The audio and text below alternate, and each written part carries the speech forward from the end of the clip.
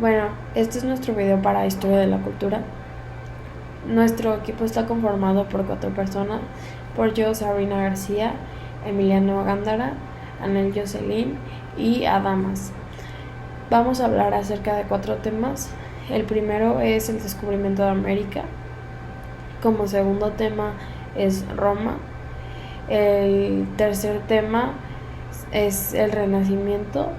Y como cuarto tema es el mundo árabe.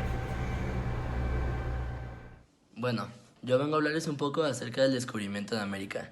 Este fue un hecho histórico, ocurrido el 12 de octubre de 1492, el día en que Cristóbal Colón llegó a América y descubrió un nuevo mundo. Y vengo a hablarles un poco acerca de las cosas negativas y positivas que trajo consigo y pues hoy en día repercuten sobre nosotros. Empezando con las cosas negativas, hubo muchísima esclavitud sobre los indígenas, muchísimas matanzas, nos saquearon prácticamente todo el oro que teníamos, trajeron consigo muchísimas enfermedades nuevas que pues antes no existían, y algunas cosas buenas fue el intercambio cultural entre los dos mundos, muchísimos alimentos nuevos que nos trajeron, muchas rutas comerciales de las cuales pues empezaron a hacer muchos comercios nuevos y así. Trajeron consigo la religión católica, que para mí es como el punto más importante, porque gracias a ellos también somos lo que somos y gracias a ellos estamos aquí, y pues la religión católica es, yo creo que importantísimo hoy en día en nuestra actualidad. Muchas gracias. Bueno, como conclusión a todo esto, pues yo pienso que nos hicieron más bien que mal el que nos hayan conquistado, ya que nos han aportado muchísimas cosas buenas y gracias a ellos somos como somos ahorita. Sin ellos, pues ahorita prácticamente ninguno de nosotros existiríamos, y han habido muchísimos avances y muchas cosas nuevas gracias a ellos, aunque también muchas cosas negativas, pero más como las cosas buenas que las cosas malas. Hola, yo soy Sabrina y les voy a hablar sobre Roma.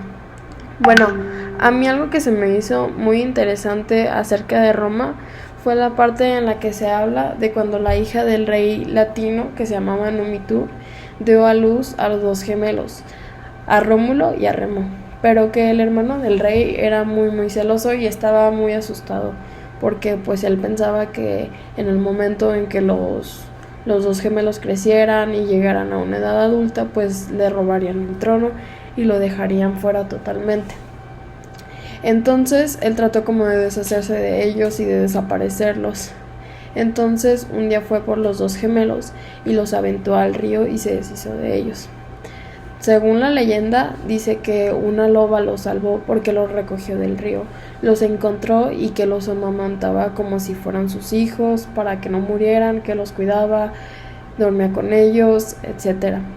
Y que de hecho hasta les daba leche para que pues ellos no se murieran de hambre, y que los cuidó prácticamente pues como si fueran sus hijos. Después de esto, después de varios años, ya cuando Rómulo y Remo pues ya llegaron como a una edad adulta y que fueron mayores, fue cuando formaron la ciudad de Roma.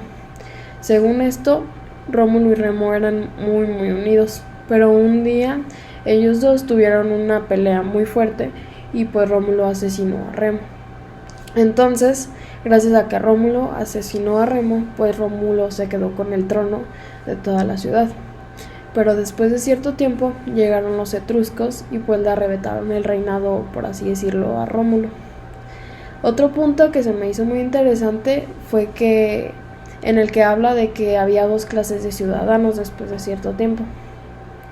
Unos eran los plebeyos, que según eran como todo el pueblo en general, y que eran los mercaderes, los agricultores, etc. Y que los otros eran los patricios, que eran como los más importantes, como si fueran los presidentes, políticos, todo eso, todo lo de, pues todo lo político, que era como que se consideraban que eran las personas como más importantes o los que estaban en la presidencia. Y después de esto, con cierto tiempo llegó el grupo de los esclavos, que pues estaba integrado por gente que no tenía ninguna clase de derecho, y se dice que a ellos los consideraban más como objetos que como personas.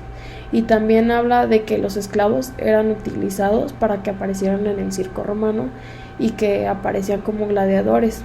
A mí lo que se me hizo interesante de estos dos temas, en primer lugar, fue que pues todo lo que puede llegar a ser como una persona ambiciosa con tal de conseguir lo que quiere, por decir como el rey, que era el hermano del rey, que era como muy ambicioso, y lo que pudo llegar a hacer de desaparecer a dos gemelos que pues prácticamente eran como su familia y dos bebés para que no le robaran el reinado, y que pues él todavía no estaba como muy seguro de que esto fuera a pasar, pero que aún así prefirió como prevenir y pues los desapareció sin importarle.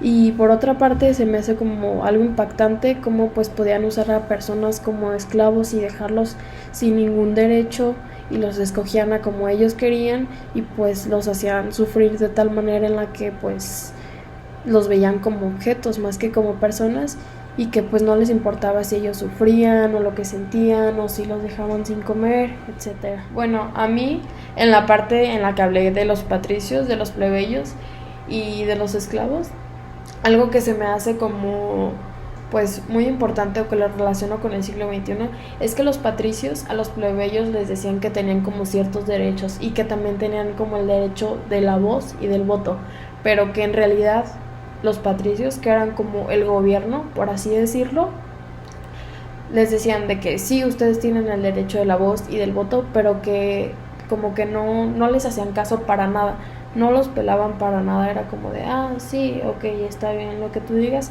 pero que no los pelaban para nada. Y pues en este caso a los esclavos ni se diga.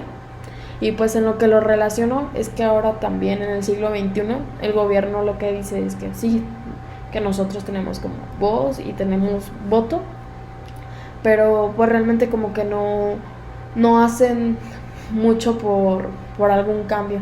Entonces creo que para mí esto es algo que pues yo relaciono con ahora, con el siglo XXI, esta parte de los patricios y de los plebeyos, que pues realmente como que no les daban voz y como que no les daban nada de voto en realidad. Ellos se los prometían y les decían de que, sí, está bien, tú tienes tales derechos, como para diferenciarlos de los esclavos, pero en realidad como que no los veía nada más así como de, sí, está bien, no los tomaban en cuenta y ya. Y pues creo que, a mi parecer, la única diferencia que tenían los plebeyos con los esclavos pues era que realmente no los torturaban, o no era como que les ponían trabajos forzosos, o en la parte de lo del circo, que a los esclavos los metían en la parte del circo. Esa es como la diferencia que yo veo, pero por lo demás se me hace como algo igualitario, en la parte de que pues ninguno de los dos tenían voz ni voto en realidad. Según esto pues los plebeyos tenían, pero pues a fin de cuentas como que nos damos cuenta que realmente tampoco tenían, ya que pues no se los tomaban en cuenta. En el siglo XVI surge una serie de eventos que permiten generar un cambio en la sociedad de Occidente. A este paso de la Edad Media a la Edad Moderna se le conoce como Renacimiento. Estos eventos, ya que después de la hegemonía de la religión se retoma la cultura grecolatina y con ella el interés de la ciencia y del ser humano. Estos inventos son la invención de la imprenta moderna por Gutenberg, el descubrimiento e invasión de América, la reforma protestante que debilita a la Iglesia Católica. Unas de las características son: se produjo un avance científico-tecnológico, el hombre fue el centro de preocupación objetiva, ya que pasó del teocentrismo al antropocentrismo. El predominio de la razón como oposición al dogmatismo de la Edad Media. Tuvo como base filosófica al humanismo y reforma al clasicismo grecorromano. Por la naturaleza, el amor y el goce a la vida. Los principales representantes fueron Dante, Boccaccio, Petrarca, y que fueron los precursores. Rotterdam, con su elogio a la locura en el cual se le hace ironía el cristianismo mediante la locura o necesidad. Maquiavelo, quien en su obra El Príncipe describe el mundo político con sus estrategias y su moral relativa con el objeto de poseer el poder.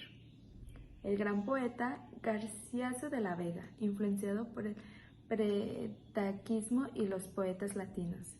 Miguel de Cervantes, autor de la obra universal Don Quijote de la Mancha, considerada como la primera novela moderna.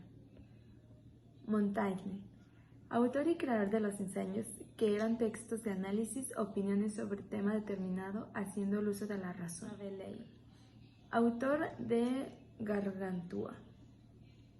Spenser, poeta inglés que al igual que Garcilaso es influenciado por los poetas de la antigua Roma. Y William Shakespeare, dramaturgo quien recogió la literatura tradicional y escribió Hamlet y Romeo y Julieta.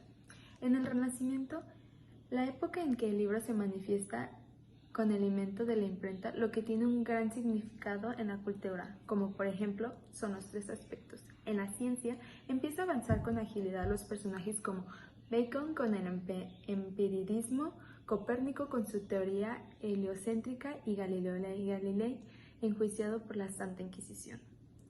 El segundo, que es la pintura, con su gran representante fue Leonardo da Vinci y Miguel Ángel, con el dominio de la perspectiva y proporción de temas religiosos, naturales y humanos. Y la tercera, religión.